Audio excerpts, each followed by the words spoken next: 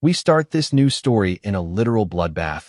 All these white clock people are dead, and we see some guy impaled with a black sword. This guy is channeling some spell and asking for reply. He is trying to contact any survivors, asking for reply. He is pleading the bodies that if they cannot speak, they just need to move or make a noise, so please anyone respond. But in the end there are no survivors. He is the only one left. This white ghost guy now looks at a head with horns, and we are told that this head belonged to the one who consolidated the demons for the first time. Really cool design. And he led humanity to collapse. This guy was known as the High Priest. Now we see that this demon tried eat a baby, but this white ghost guy casted some spell, snatched away the cute baby, and took it away from the demons, and gave him to someone to take care of. In this war against the demons, who came over from the demon realm, this guy is the White Tower's mage, and those who follow him put everything on the line for the future of humanity, and he fought this demon head-on. Really cool panel. And they managed to kill the demon, because if it wasn't for them, no one could have done it. But suddenly this green girl appears in the bloodbath and states that the official time of death for the High Priest is 3:12 p.m. on April 28th. Now we are introduced to this beauty. She is Edna, and she is the world's final dragon and observer who records history. Her full name is Edna Sol Laplace. She reports that she has good news and bad news. Tower Master tells her to start with the bad news. And as expected, the demon army has invaded the White Tower, and most of the mages have passed away. The tower is partially destroyed, and all the research resources were almost all incinerated. Now Master asks the good news.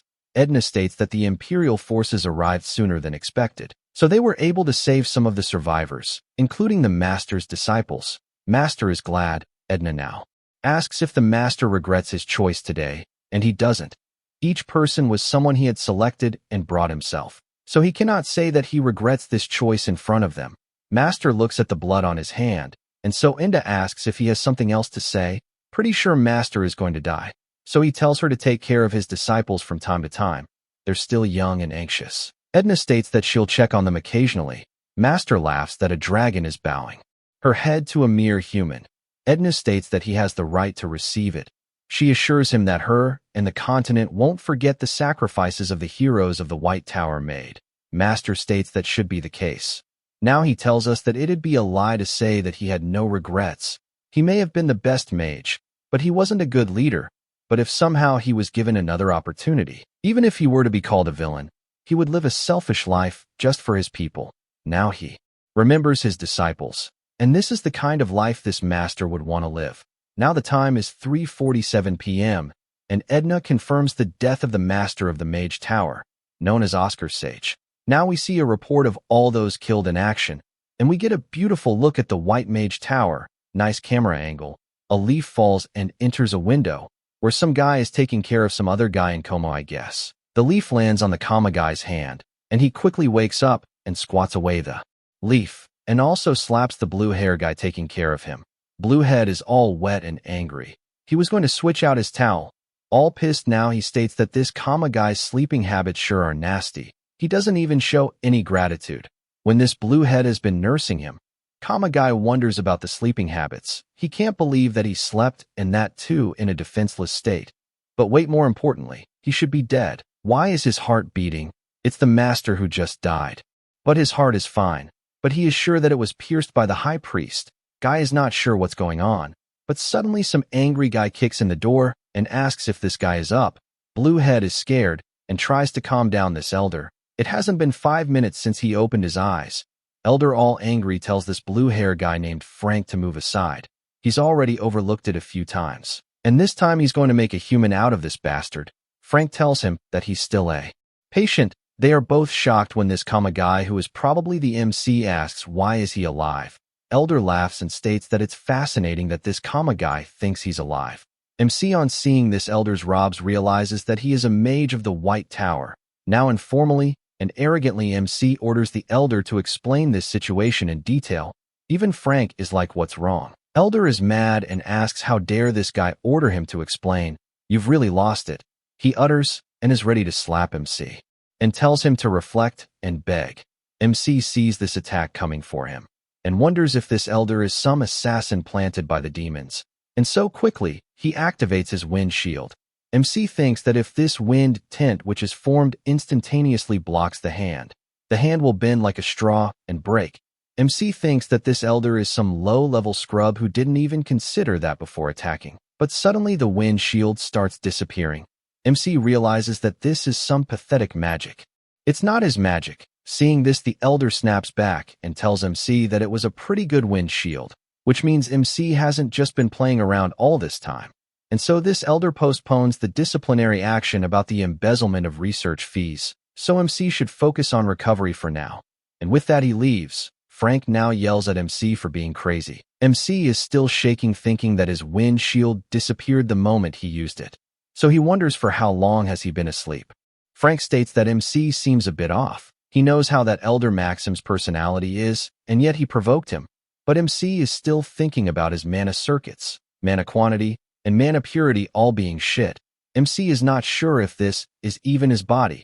MC is not sure what happened to his body. Now he asks Frank about the day-to-day. Frank tells us that it's September 21st, and he has been unconscious. MC now asks if he has been asleep for 5 months. Frank tells him to stop talking nonsense. It's been a day at most. MC is like whatever and tells Frank to call Lloyd, and if he's not here, call Gilly or Shasha. MC wants to hear the exact situation from them. Frank wonders if MC is acting and are his memories actually gone. But forget about all that, and Frank asks why is MC saying the Tower Master's name so informally. MC asks if all of them are traitors. Frank asks if he forgot all about that too. And he wonders if these are side effects. Frank now tells us that Lloyd Schultz abandoned the White Tower and became a disciple of the Red Tower Master. And Gilead Dominic stole and ran with a high-level magic book. Hearing this, MC gets all angry and yells that how dare this bluehead spout such bullshit. Man, they are still not showing his face. MC tried using some spell to check if Frank was lying, but there is no shaking in the air around him. So he's telling the truth. MC realizes that means that Shasha is the Mage Tower Master. But how can a 5-year-old become a Tower Master? Frank asks why is MC leaving the 20 before that 5? Meaning Shasha is 25. MC thinks that this Frank kid has some incredible imagination. So this Oscar sage shouldn't be getting so mad at this young kid. But for a fabrication, his lie felt pretty natural, but suddenly MC gets a glance at the window, and we finally see this cool-looking MC.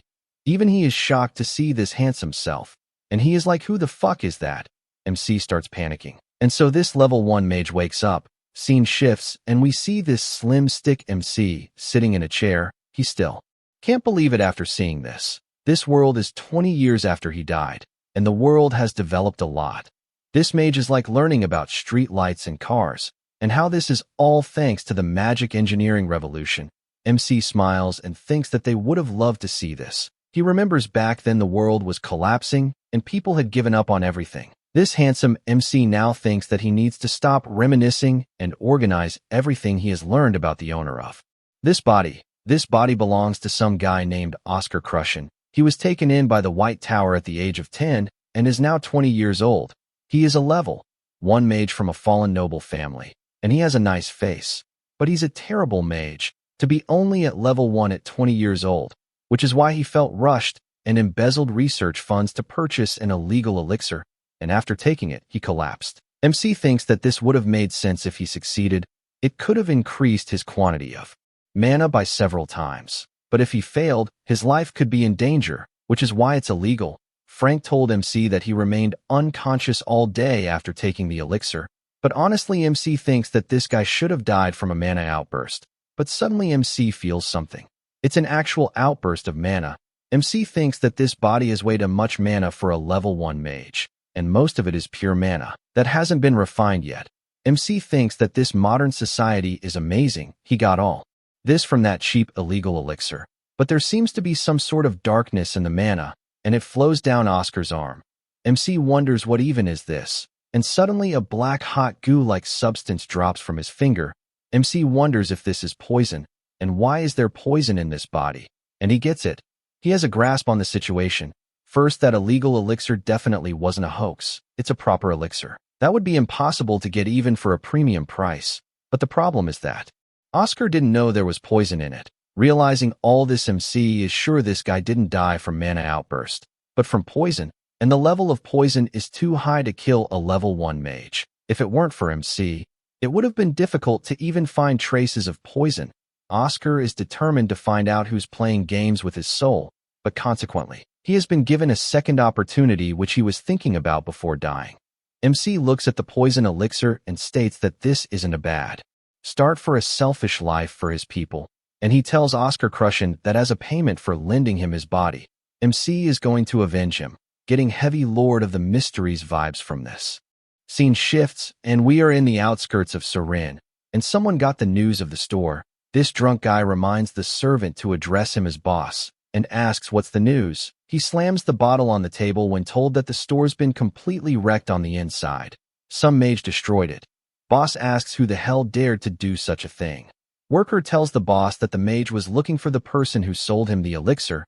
It could be Oscar. Boss doesn't believe it and states that Oscar is a theory mage. Also, how could someone on the verge of death thanks to the elixir be capable of defeating their guys? Worker asks what if the White Tower decides to investigate this. Boss tells him to remember who asked them to do that to Oscar. He was wearing the White Tower's ring. The one who wanted Oscar dead is a White Tower mage. So who knows? But suddenly they hear someone talking that what kind of idiot would be so obvious about where they're from. Boss and Worker look behind to see. Who just said that? It's our handsome MC. Oscar. MC tracked down the faint scent that remained in the bottle, and there are a lot more people involved in this than he thought. This is going to be a pain in the ass. Boss asks if this is the guy who destroyed his store. MC tells him yep, he did it. Oscar now tells them that he is very interested in what the two of them were talking about, so they should continue. Boss tells him that he was planning on letting him leave if he didn't hear anything. Now, the boss orders his thug to kill MC, and this guy jumps up ready to kill Oscar. MC sees the sword coming for him and states that if this is the game they are going to play, he won't pull back his punches either, and so MC uses his wind cutter magic and straight up slashes this thug and beheading him. MC is disappointed that it only cut off his head. This cut off head reminds him of that high priest's head. Boss gets shocked and scared on this whole thing. Boss calls MC a son of a bitch and pulls out his gun and fires multiple times. MC is very interested on seeing these bullets coming for him, and he uses his wind shield to stop the bullets and examine them. He didn't detect any mana from them. MC has no idea what principle is being used to produce this much power. Boss can't believe MC stopped the bullets. Now MC learns the name of these projectiles. They are called bullets, and he returns them to the boss for the time being. Oscar is just using Hyuga clan's 8 trigrams palm rotation, and Boss is hit from his own bullets and falls. MC steps forward and tells him that his underlings won't be coming because he has blocked all the sound coming from this room. Oscar just used Corazone's ability from One Piece. MC now sits on the sofa, and the fallen boss starts babbling that how a low-level mage used a level 5 spell. MC tells him that what he used was the sound bind, where he simple bind any sounds to this room so it wouldn't go out. Now MC tells this guy to comply and answer his questions, and asks who's the one who put in the request to harm him. But Boss is not going to say shit, so he gets a boot in his face. All menacing and threatening, MC asks if his pride is more valuable than his life. MC casts another spell, and Boss starts feeling pain all over. MC channeled wind inside his body, and it should feel like 1,000 needles piercing him from the inside. Oscar doesn't like torturing people because it gets too loud, so he tells the boss to speak up. Boss is crying from pain and ready to speak, so he begs MC to stop the spell. And so MC stop and orders him to tell him everything about his patron. Boss tells Oscar that they were given the elixir and some cash, and they were ordered to sell it to him at a cheap price, so there couldn't be any rejection. MC asks about the appearance of this patron. Boss tells him that he had a hood over his head, so they couldn't see his face, but he was definitely wearing a White Tower ring. MC thinks that ring was probably just a ruse to deceive this guy, and asks what more. Boss remembers and states that he had a unique scent on him, a refreshing and clear mint smell, and that's all he knows. MC thinks that this mint smell is something worth remembering. Now he asks how was this boss going to deal with the aftermath after killing him. Boss states that the White Tower is currently busy with the withdrawal from the 4 main magic towers, so Boss didn't think they would conduct a real investigation.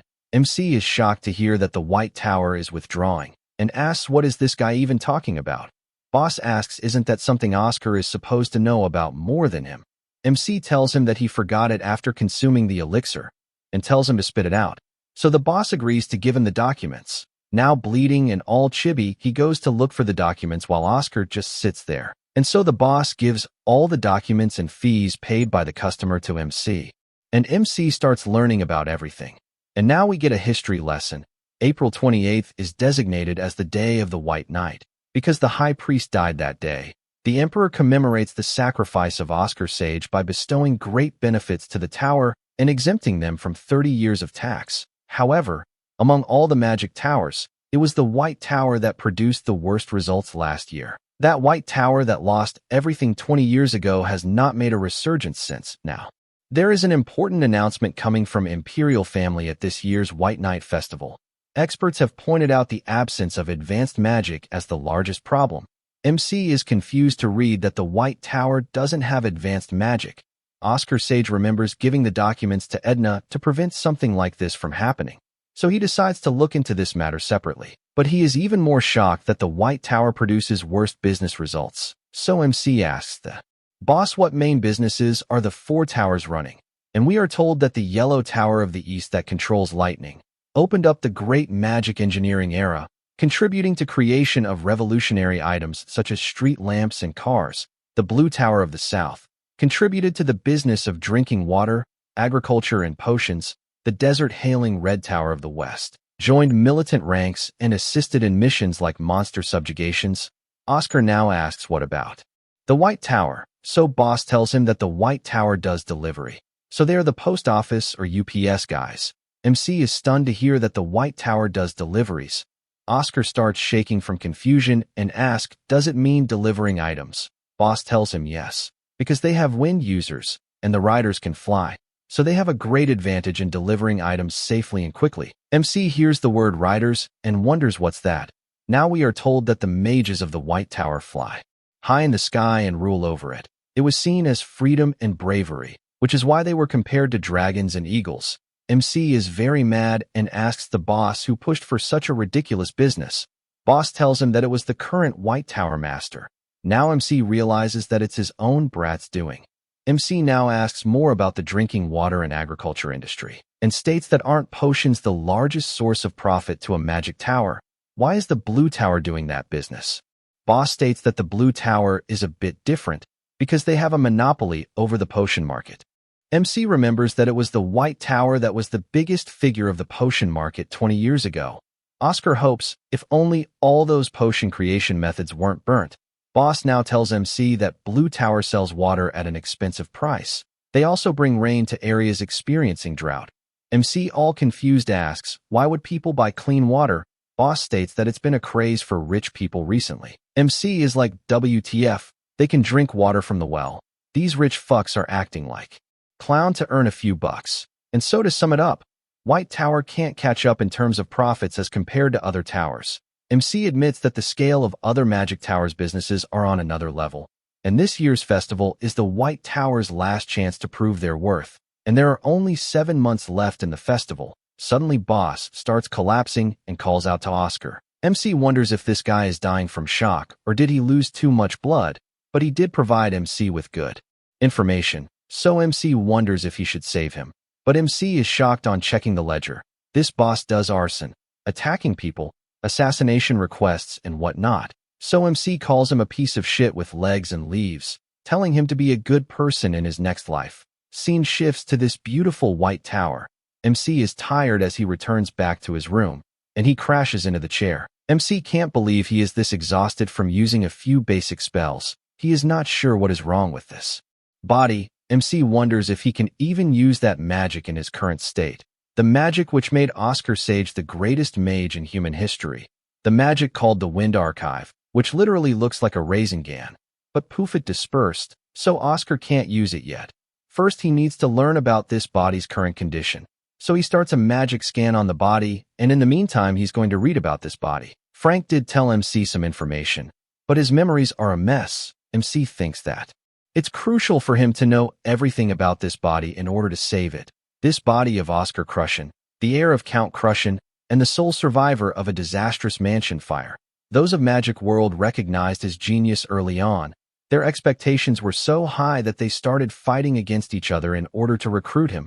In 6 years that he was in the academy, he only scored full marks. And with the extraordinary thesis he published, he proved that he was undoubtedly a genius. Reading all this, MC wonders why is he still at level 1.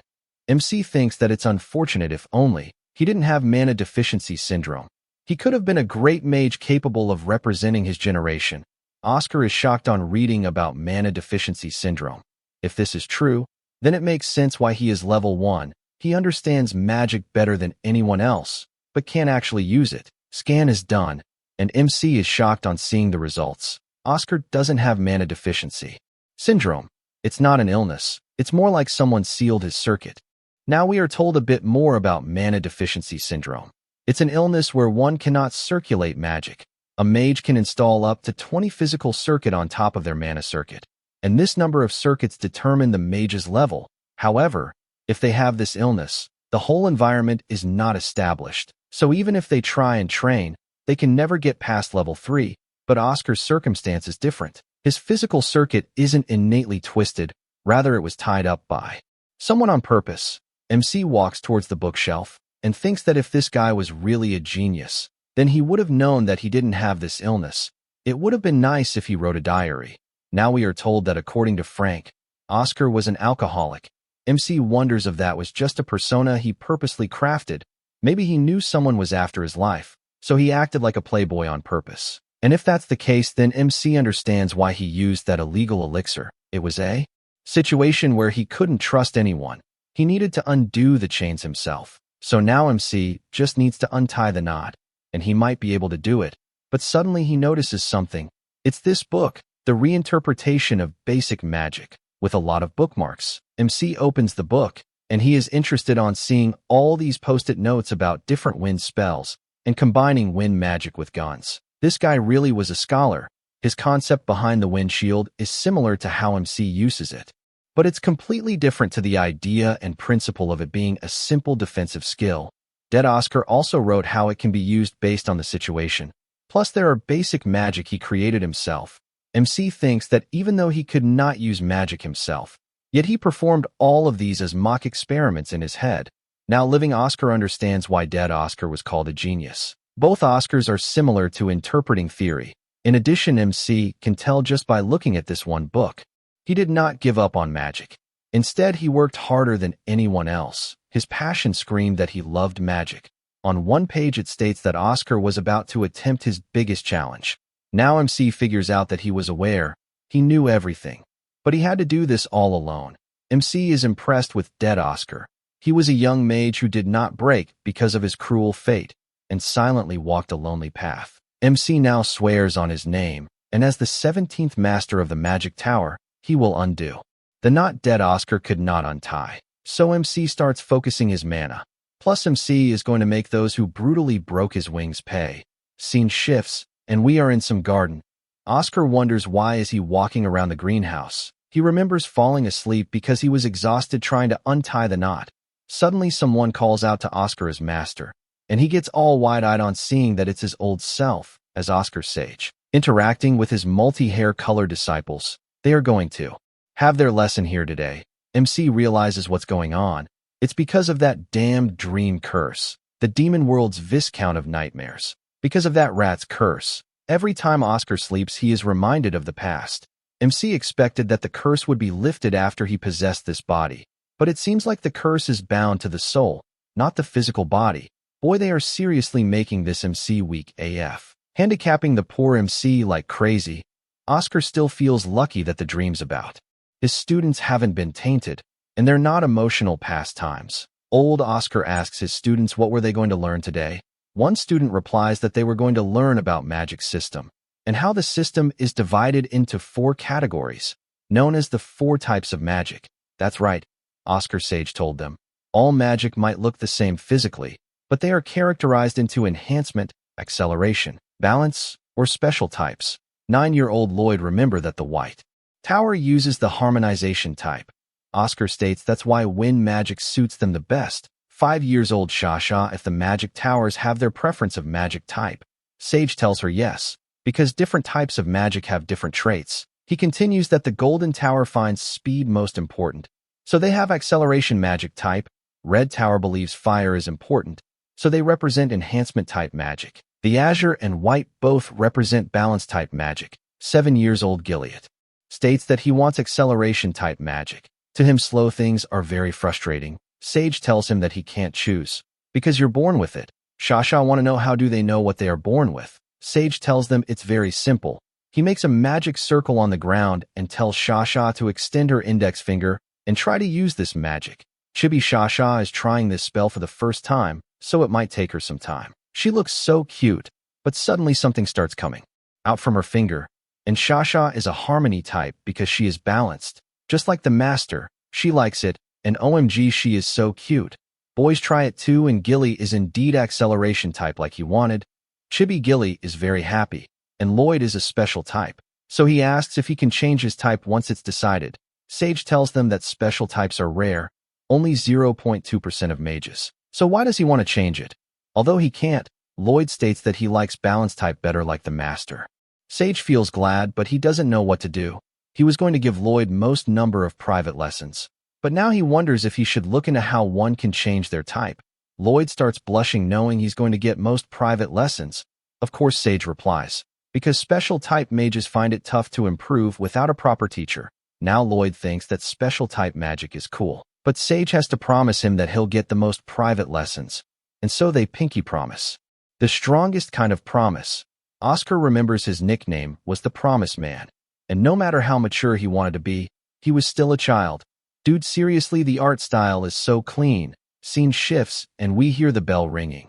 It's an announcement from the broadcasting room, which wakes up MC, and they are calling for Oscar and telling him to go to Lab 4202. MC walks out the room and tells us that he unlocked 12 out of 20 circuits. Now knocking in the lab's door, MC tells us that he also gained 2 mana circuit lines, and now he's at level 2. Oscar is told to enter the lab, and he is happy being a level 2 mage. Elder asks how is MC feeling. According to Frank, his memories seem to be returning. MC replies yes, they are. Elder is glad to hear this. This Elder Maxim is now 45 years old, but before he was Oscar's junior, he entered the tower many years after Oscar's Sage. But now he's old and an elder. MC knows this guy is honest to a fault and diligent, so he thought he would have a great future. He used to follow Sage around, and later started calling him Master, which Oscar Sage found cute. But he is in his 40s now. MC starts smiling that Maxim worked hard, and his magic reflects his age. Maxim asks WTF is this guy laughing about? And now he states that he received a report that the Gordon family's boss and attacking head were killed. Oscar stops smiling on hearing his crime. Elder asks if MC had anything to do about this report. Oscar lies, that he had nothing to do about this, and states that there could be an appropriate reason as to why they were killed. Elder is shocked to hear when MC tells him that they tried to assassinate him. Oscar tells Maxim that the elixir was poisoned, and he gives him the commission and ledger for assassinating him. Maxim asks if that's why he was bedridden, because he was almost assassinated. MC replies yes, and when he went to talk to them, they tried to kill him. Maxim checks the ledger and the money, and they seem legit. MC states that the ledger also contained other contract killings. Maxim understands and will close this incident as self-defense on his part. MC is grateful and asks for a personal favor. MC would like to meet the Magic Tower Master. Maxim states that won't be difficult, since he often have discussions about magic with him. MC is amazed to hear that dead Oscar discussed magic with Shasha, but MC will only be able to meet her 6 months later. MC asks why. He knows that would be after the White Night Festival starts. Maxim now tells us that she is on a business trip to take care of an important commission. MC asks why the Magic Tower Master is doing something so minor, but suddenly MC realizes it's because the High Mage is absent. Maxim knows it's embarrassing. Oscar wonders if it's really this important that a Magic Tower Master has to personally tend to it. MC now asks what level is the Magic Tower Master at. Maxim replies that she's a level 7 High Mage. Oscar remembers at her age he was at level 9, but she's only at level 7. But with her talent she should have reached level 8. But screw all that. Maxim checks the report and states that the cross-section of the corpse was very clean. So he asks if MC has been practicing attack magic again. MC replies that he trains when it comes to mind. That's all, and Oscar can leave now. Oscar leaves and Maxim is confused that someone else is at the door.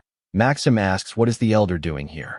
This is Vice Master of the White Tower, Hemel Glimwitz. He came here to tell Maxim not to be strict with Oscar, but he came too late. Maxim states that he needs to scold Oscar if he gets into trouble. Hemel knows he is right. But this old fart brought him here, so he worries about him. Maxim remembers the windshield spell Oscar used earlier. He couldn't have learned it in a day or two. Maxim is sure that Bastard has been studying very hard in a hidden place. Maxim smiles that Bastard Oscar might be studying much harder than he thought, and so both decide to go to the Elders' meeting where Elder Fidelina is waiting for them. Scene shifts, and we are at the 10th floor. Oscar saw his students in a dream, so he wanted to come here, but it's a lot emptier now. Gardner notices MC and grates him, but MC has no idea who this person is. Gardner introduces himself as Wilter, and he manages the Magic Tower's facilities, and he states that maybe the rumors about Oscar losing his memories are true. They used to have conversations here and there. MC tells him that the rumors are true, but is annoyed by how far the rumors have spread. Gardner now asks what did he meant by young Sir Oscar. Gardner states that he used to work here before, when the Mage Tower Master named Oscar used to come here. MC is shocked to hear this. Oscar now states that's a great way to differentiate between the great Oscar and young Oscar. Also from now on, they can continue to be conversation buddies. Gardner is thankful for the offer, but it would be difficult because he will be leaving this tower soon. Where are you going? MC asks. Gardner states that it's been 40 years since he started working here, so MC asks if there is some issue. Gardner now tells us that he served 3 masters during his time here, and his co-workers have constantly changed. He's the only one left in this department, and the reason why he held out for this long is because of what the previous Master Oscar Sage said during his appointment ceremony, that everyone residing in this tower was needed, so they should live with pride that they are a part of this tower. MC feels ashamed hearing his own words, and since then this Gardner worked believing that he was a part of this tower. MC tells him that he is not laughing at him, and Gardner states that's why he is leaving. MC asks what does he mean by that, and he is reminded that this White Tower is not doing well. It is especially glaring from the facilities, and the finances aren't what they were before. Next month the Gardner would have worked here for 40 years, all. Worried now MC asks if it's because of his long service award. Now we are told that all members of the White Tower, excluding the mages, will receive a long service medal and monetary award on their 20th and 40th year of service. Those who worked here for 40 years will receive 200,000 bells, and that amount can buy a house in large cities. But Gardner tells us that the current White Tower does not have the luxury of paying such a reward. People would have to put their lives on the line to pay him that much and resolve new commissions. Therefore, he can't accept it thinking about that, no matter what anyone says. This is his second hometown. MC can't believe how bad the things are. He can't believe he thought the Azure Tower was doing outrageous things for money. But who the fuck is MC to undermine their work? Because they have been able to earn a lot of money. They are currently the best in history. On the other hand, he only had his titles. War Hero, Mankind's Savior, are both honorable titles, but they mean nothing if they can't even fund the reward for those who put their all into the tower for decades. Gardner yells out to MC, and he snaps out of his anger. MC was clenching his fists so tightly that he started bleeding. Gardner wraps Oscar's hand and MC asks when is he planning to leave. 2 weeks later, he replies, and the hand is wrapped. Gardner tells him to please go to the infirmary and apply medicine on it. MC still hopes this guy continues to be his talk buddy and tells him to not leave. There is a way, he'll make sure of it, a method to make lots of money, so this never happens again. We start the next chapter with Oscar wondering how the fuck is he going to do it. The only things he can focus on are research, lectures, and commissions, but it'd be a problem if the payment takes a while. Plus he's just a level 2 mage. MC needs a business that'll rake in big money, and so potions are his only option. But suddenly he notices some news on the newspaper. Scene shifts, and we are at the Vice Tower Master's room. And we have this witchy lady stating that she can't just ignore it. This time, it's embezzlement. Maxim knows it's wrong, but what? She asks. This angry witch is White Tower's elder in charge of finances, Fidenlina. Maxim replies that the culprit is reflecting on it. She asks if Maxim is just going to let it go, and tells him that stealing is a habit that only gets worse. Maxim calmly tells her that she won't have to worry about it. This witch gets even more pissed on hearing that there isn't much to steal from this white tower anyway. Witch gets up and points at Maxim, stating that he is talking back at everything she says. And she wants Maxim to throw Oscar into isolation, but Maxim refuses and asks what's the point in putting a level 1 kid into isolation training. Other elder can't believe this talk, but he agrees that isolation training for Oscar would be too harsh. It'd be nothing more than torture for the child. Instead, they should have Oscar personally pay 3 times the research fees, which is like just 3. Man, she greedy. And they move on to the next topic, which is like they have little money, and they are going to need to make a decision. There are many facilities they don't even use. If they sell the equipment from the production chamber, they'll be able to live off that money for 3 months. Otherwise, they're really going to have to shut down. But the Vice Master cannot permit that, and states that this is the Magic Tower. It's a place where mages come together to study magic and share knowledge. There is no fresh air in a closed room. They cannot sell their future just to state. The hunger of today, which asks if they even have future. They've already waited 20 years.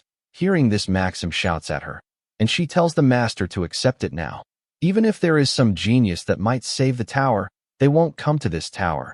Elder is about to say something, but they hear a knock on the door, which asks who is it, and the elders tells them to come in. It's our boy Oscar, and he brings a suggestion. Our boy wants to start a business, but the lady is not having it, and calls Oscar a funny man. Doesn't he remember he embezzled research funds just a few days ago, and now he wants to start a business? MC puts forward an article he found reading the newspaper. The Vince estate had to go into lockdown because of the terrible flu outbreak. Elder remembers seeing that too. People are saying it might be the Cadena flu. It's a terrible news if it really is this flu. And there is currently no cure for this COVID. In the past, White Tower came up with a vaccine, so there was no issue. But the recipe for the vaccine was lost 20 years ago. MC agrees and states that even the Azure Tower, who are controlling the potion market, has yet to replicate it. So that's what MC wants to start with, Elder asks. What? And Oscar wants to sell vaccines for this COVID flu. It's something the White Tower had monopoly over in the past. Oscar intends on reviving that monopoly, which is like it's not even worth listening to MC. And we are told that the Magic Towers and all the pharmaceutical companies invested a lot of money and labor, but no one has been able to replicate it. And you think a 20-year-old kid like you can make it? She asks more like mocks. MC agrees that he is a 20-year-old kid. However, I'm a genius, he confidently utters. Hearing this, the finances elder gets super pissed, and she starts yelling at him for how much money he wasted for his research payments and embezzlement. But Oscar keeps ignoring her, which points out how could this kid be a genius? He's a well-off from a rich family. He has no idea how money works. Vice Master stops Fidelina and states that Oscar came here to suggest an official investment opportunity as a mage of this tower. He knows that she is in charge of the finances, but she is being very rude. Fidelina apologizes. MC was wondering why she hates him so much. Now he realizes that she is the treasurer. It makes sense. After all, he hasn't done anything worthwhile for the last 2 years. However, MC is certain about this and asks the elders to please consider this. MC thinks that this body's owner and he are different. Elder now asks if MC is certain if this is the Cadena flu. MC is sure and tells him to check the page 2 of the newspaper, and it's some news about the Archbishop. He's going to stay in Surin for a month for prayers of blessing. MC asks, isn't that strange? Until now, they only stayed a month in the big cities. This El Terra order worships the Mother of Earth, Terra. So earthbenders, therefore, they should be more incorruptible and dignified than anyone else as the leaders of the order, but in reality they are far from it. In order to become a cardinal, those second in power of the order need a tremendous amount of campaign funds. One is allowed to stay in the estate they visit on their pilgrimage for up to a month, but that's only when meeting nobles and merchants and getting money from them. Berserin, it might have been a great city in the past, but it has been getting smaller and smaller. Maxim agrees, but he thinks that they stayed for prayers of blessings. But MC finds it strange that the Archbishop stayed for prayers of blessing for a barren land. He spins the golden globe and states that the pilgrimage route has already been chosen. It's Surin, Mosque, Melbourne, and Greenwale. After that comes Vince. The Archbishop stayed in Knox for a month before coming to Surin, and if Oscar is not wrong, he'll stay in Mosque for a month too. And he'll spend a month in each of the other cities. And doesn't it seem like he's trying to put off visiting Vince as much as possible? All the elders are shocked on realizing this. MC continues that if an accident happens during the pilgrimage, the people of the order would have angered Terra, and that would be basically a death sentence for an archbishop who is trying to become a cardinal. Maxim now realizes that flu is going around in Vince, that's why he is stalling.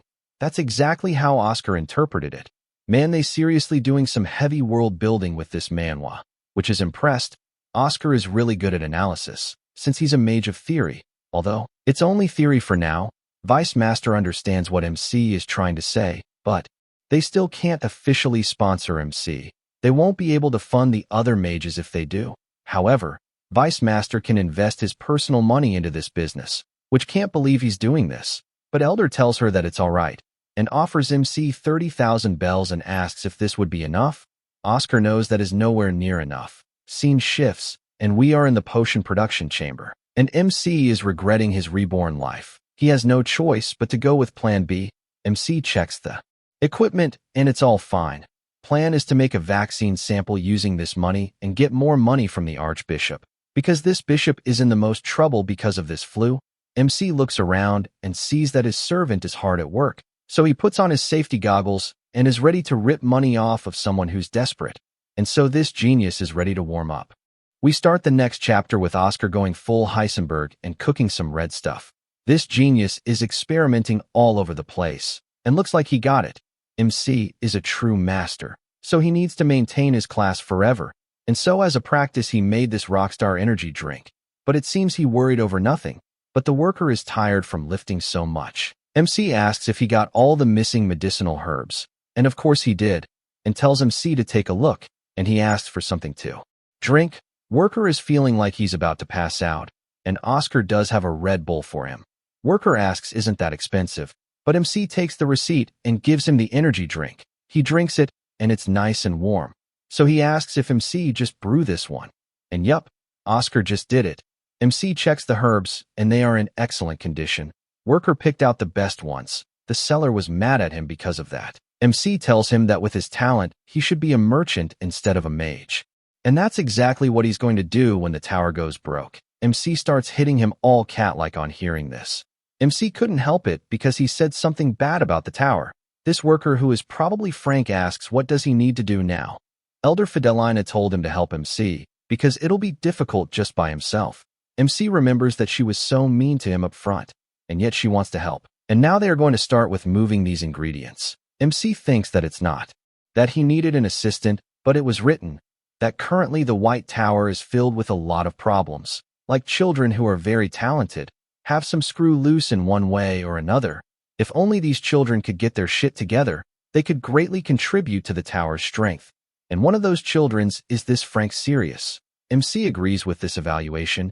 MC was getting curious regarding this kid, so it's a perfect time to confirm it. Frank now asks, aren't all these herbs poisonous? Oscar now gives us a botany lecture and states that black lilies of the valley, red camellias, ghost mushrooms, and merva leaves are indeed poisonous, but they still can be used to make medicine. MC asks if he knows what to do with them. Frank replies that they put the poison plants into water and boil them for 12 hours in order to detoxify them. Okay, I'll try it out. Get me some poison plants. MC agrees but states that there is a problem with that method. The nutrients also go away in that process. Now MC asks if Frank knows of a dish called dumplings from Yin Dynasty, and Frank knows he even tried them before. MC now tells him that to make these dumplings, they use a tool known as a steamer, and if they use this steamer to detoxify the herbs, they'll keep most of their nutrients. With this method, they can extract 98% of the ingredients' effects. Frank is shocked and states that this way monopolizing the potions market would be easy. MC agrees it would be possible, just like the White Tower did before. Frank asks if they are done with detoxifying. MC tells him no, this just softens the herbs to make them easier to detox. Detoxifying process starts now, and Oscar uses his air drain spell. Looks really cool. Frank is shocked to see a cloud of poison separate from the herbs. Now they just need to remove the poison from the stems separately. MC tells Frank to take a good look and starts separating the poison from the cloud. He separates the green, red, and blue from each other. Now they just need to mix them together with the right ratio. 23% red camellias, 47% merva leaves, And voila, this is the remedy for this Cadena flu. Man, that was quick. Frank can't believe how easy that was. So MC tells him to try. But this student can't even use different magic simulations yet. And he doesn't know how to dual cast. He needs to start with air drain. MC sees Frank and thinks that his mana control is unstable, but he's doing better than expected. However, that's all he can do for now. So Oscar asks if something is wrong. Frank tells him to stop teasing him. He can't dual cast yet. One needs to be level 4 or level 5 to understand the principle. But Frank is only level 3. So MC is ready to teach him. Frank is shocked that MC is going to teach him this secret technique. Oscar tells him that it's easy if he knows the principle, and tells Frank to think of it as setting up partitions in his mind. Dude, this looks so cool. MC tells him to use a magic on left side, and use be magic on right side. MC tells him to try it. He has nothing to lose, so he does, and he is able to separate the poison.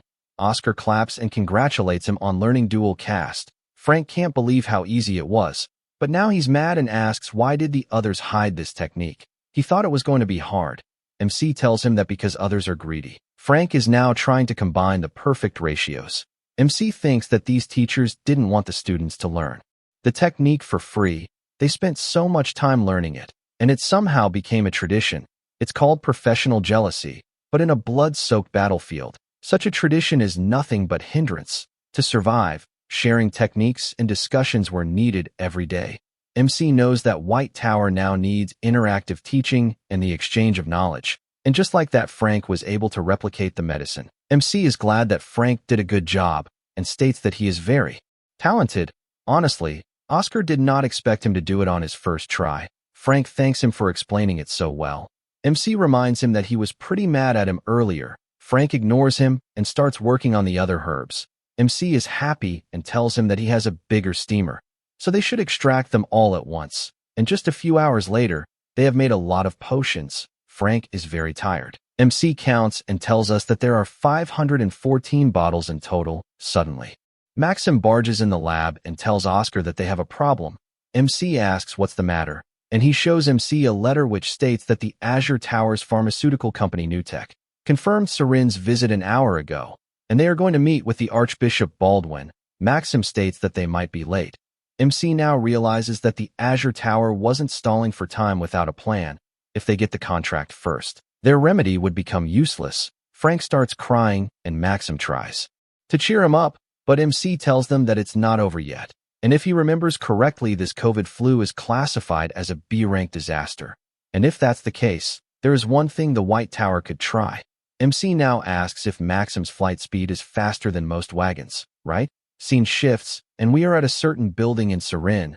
There is a knock on the door, and Archbishop's guests have arrived. Baldwin orders them to come in. And who walks in? It's the Blue Magic Tower's level 5 mage, Moira Main, and the director of Newtek, Neil Bryan. Nice cape. And they sit down. Bishop asks them about the remedy for the flu. Moira tells him that it's going very well. Bishop is glad to hear this, and asks when is it expected to be finished. They just have to go through the clinical trials, and with successful trials they will be able to get permission from Empire's FDA. However, the trials don't end in a day or two. Bishop asks then when will they launch the sales of this medicine, but they are sure it will be finished within half a year. Bishop gets angry on hearing this. He has to leave for Vince in 4 months. But they are not on schedule. Suddenly Bishop is told that some other mage has come to visit him. Bishop orders to let him in, and he asks the Azure mages why didn't they say there'd be another person coming. But they didn't have anyone else with them, so they wonder who is this person. This mysterious person walks in and states that if he remembers correctly, LCA was the greeting for the order. In walks Oscar Crushin, a level 2 mage of the White Tower, and he greets them and states that he is here to make the bishop a good offer.